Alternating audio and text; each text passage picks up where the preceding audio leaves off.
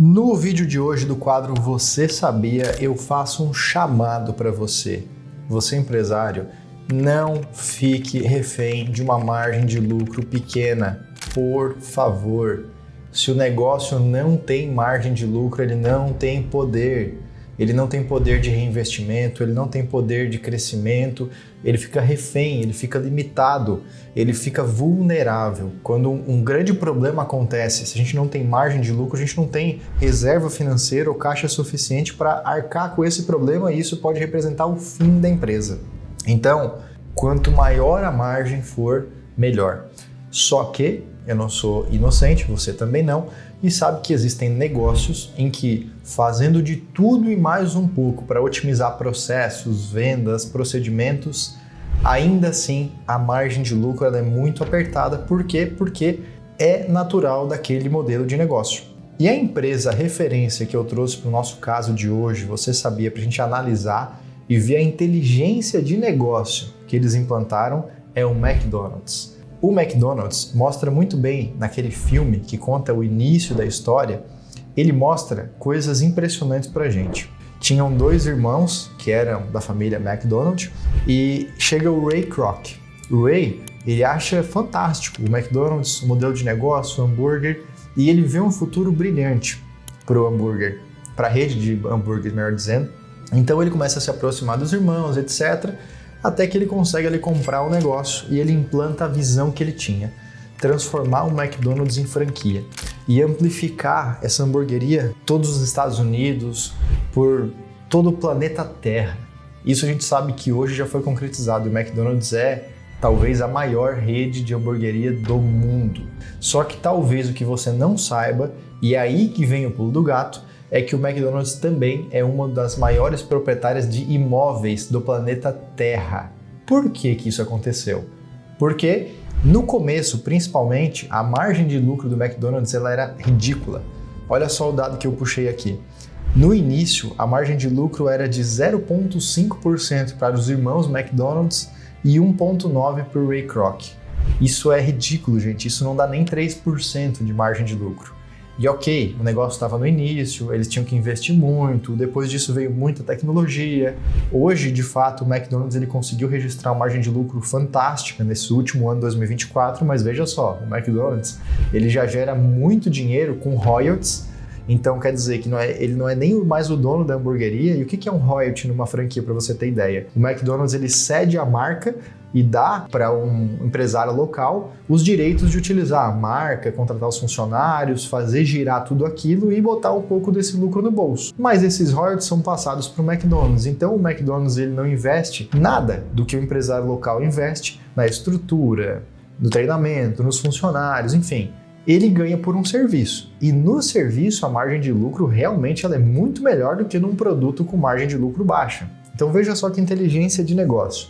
O McDonald's ele tem uma hamburgueria que gera uma margem de lucro muito pequena, só nos hambúrgueres, na coca e na batata frita. Ok. Só que a partir do momento que ele vira franquia, ele começa a vender serviço, porque ele ganha royalty. A royalty é serviço. No serviço ele não tem custo de produto, de logística, de nada. Ele ganha em cima de um conhecimento, de uma sabedoria, de um jeito de fazer, de um know-how. Vendendo isso, o know-how, a margem de lucro vai para mais do que 30%. Isso é fantástico. Mas Eduardo, onde é que fica essa história de imóveis que você falou e por que isso apareceu? Porque um advogado, amigo aqui do Ray Kroc, lá na época do início do McDonald's, ele fala assim: Ray, você não percebeu a oportunidade que você tem aqui? Olha só, você tem várias hamburguerias e todas elas estão em um local físico. Esse local físico paga aluguel para proprietários de imóveis. Por que você não é esse proprietário? Porque nos imóveis você pode ter margens de lucro talvez de 15%, 20%, 25%, 30%, boas margens de lucro, talvez até mais, se bem gerenciado e dependendo da localização e do imóvel. Então veja só, o hambúrguer pode ser que ele renda só 3%, 4%, mas o imóvel rende 30%. Então compra todos os imóveis, aonde for colocado o McDonald's, porque a gente sabe que o McDonald's ele dá certo onde ele é colocado, a força de marca dele é muito grande. E aí você sabe que você vai ter um bom cliente que paga aluguel regularmente e você se torna dono do imóvel. Então não tem nenhum impedimento para que o McDonald's, além de hamburgueria, fosse dono de serviços de franquia e também de imóveis. Nos serviços de franquia e nos imóveis, a margem de lucro é fantástica, é cerca de 30%, enquanto que o hambúrguer continua na margem pequena, 3, 4, 5%. mas é o hambúrguer que permite que exista essa empresa de imóveis bem-sucedida e essa empresa de serviço de franquia. Então, essa provocação que eu trago para você, empresário, é para pensar fora da caixa. Que outros negócios estão orbitando o seu negócio e que tem uma margem de lucro muito melhor do que o seu negócio e que você também pode ser dono? Você não precisa ser refém de um negócio só. Por exemplo, um trabalho que a gente faz muito aqui no escritório é pegar empresas que já entenderam que a educação é importante para o seu negócio. Então a empresa, além de ela vender um serviço ou um produto, além de ela ter o negócio principal dela, ela resolve acoplar, plugar, conectar educação. E através da educação ela fornece treinamentos, vídeos, mentorias, encontros, até mesmo materiais educacionais. E o grande ponto vem aqui. Quando é entregue um livro ou um e-book, esses são os dois itens que têm uma imunidade tributária que reduz muito a carga tributária. Então a gente consegue ver, por exemplo, em uma editora que só produz os livros, uma margem de lucro ridiculamente alta. Às vezes de 50%, 60%, 70% pode ser a margem de lucro. Porque o custo de produção é baixo, porque a base de cálculo tributário ela é baixa, tem vantagem tributária, mas o que agrega valor nesse livro, nesse material educacional, é o conhecimento, é a metodologia. Então, sobre todo esse valor, a gente tem uma margem de lucro muito grande.